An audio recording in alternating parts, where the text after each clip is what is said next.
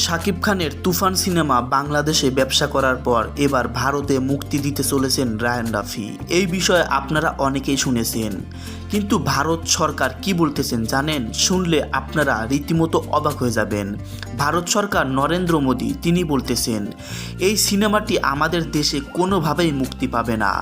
এই সিনেমাটি একটি অশ্লীল সিনেমা। এই সিনেমাটি আমাদের দেশে কোনো দিনই মুক্তি দেব না। এই ল্যাংটা ছবি আমাদের দেশে চলবে না, এমনই কথা বলেছেন নরেন্দ্র মোদী।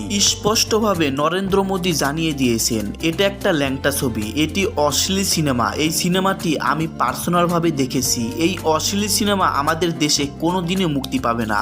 এই সিনেমাটি বাংলাদেশে কিভাবে চললো এটাই আমি চিন্তা করতেছি, এমনই কথা বলেছেন নরেন্দ্র মোদী। তিনি স্পষ্টভাবে এটাই বলে দিয়েছেন সবার সামনে এই তুফান সিনেমাটি ল্যাংটা সিনেমা। আমাদের দেশের নায়িকাকে নিয়ে তিনি এমন সিনেমা বানানোর সাহস কোথা থেকে পেল?